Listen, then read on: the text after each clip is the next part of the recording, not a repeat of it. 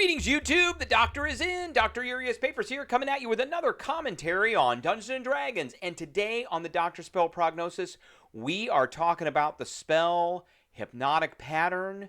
We are giving this spell an A-. Not quite going to give it an A. I don't think it falls in the B because it is one of these spells that can kind of shut a lot of combat down. Not all of it. It's not completely combat breaking, but it can help quite a bit.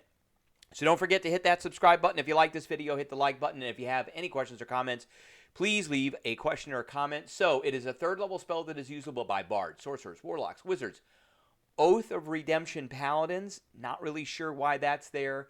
And armorer artificers. Again, not really sure why that one is there too. Sometimes wizards make some really strange choices as to what classes can use or utilize certain spells. This definitely is not. Hypnotic Pattern is, this illusionary, tricky, charmy spell. It doesn't really kind of fit within the wheelhouse of a paladin of any kind, or not necessarily an armor artificer. I might be able to see it with maybe an artillerist artificer. I don't know. I don't see it very much with the artificer at all, but 3rd level, it takes an action. It has a range of 120 feet, which is a great range. It's a 30-foot cube. Somatic and material components. It lasts for a minute. It's concentration. You do want to concentrate on this, but you may not be concentrating on this for very long, depending on what happens.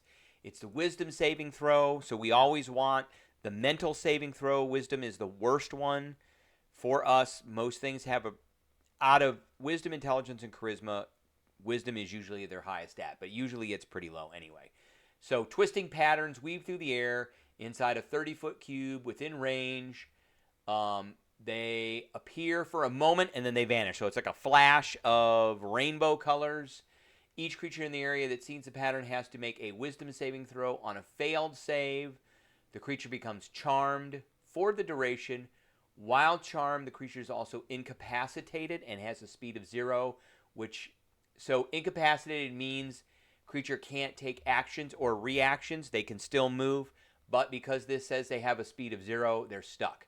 And they're charmed, which means they can't attack the charmer or target the charmer. They couldn't do that anyway because they don't have any actions.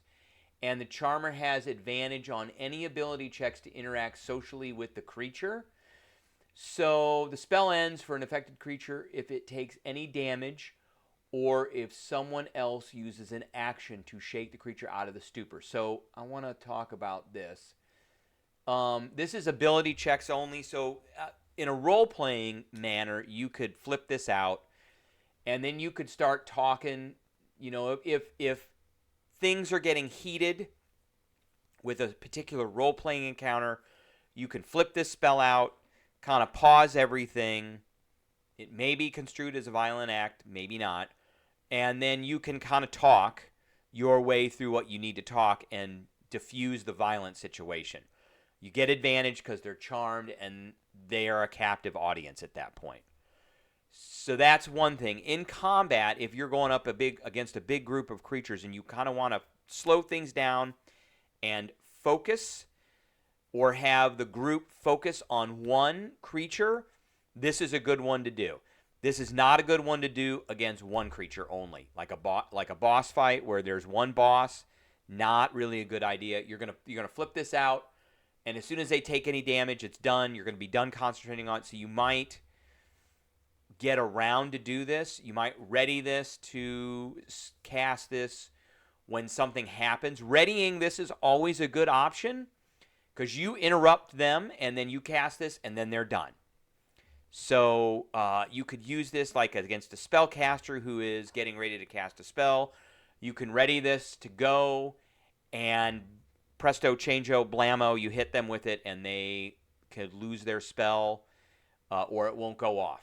Now, let's talk about the classes that I think should be using this or can take advantage of this. Bards. Of course, I like the College of Eloquence bards for the unsettling words, which gives a subtraction to a creature's saving throw, and we want something to fail this this save.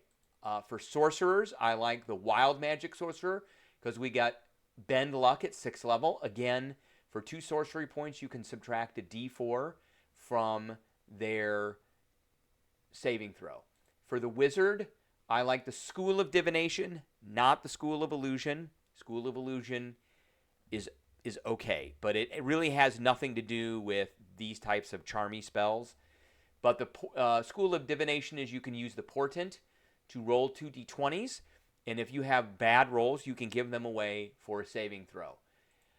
Now, I look at the Paladin here because I just want to bring this up. It's Paladin, Oath of Redemption. I don't really get, again, why the Paladin of Redemption has Hypnotic Pattern. I guess there is a calming effect that they can do, so I guess that's why that's there. They're an emissary of peace. They want to calm things down, so that might be the effect that this has. So, all right, that's what I got for everybody today. I appreciate everybody tuning in, and I will catch everybody later.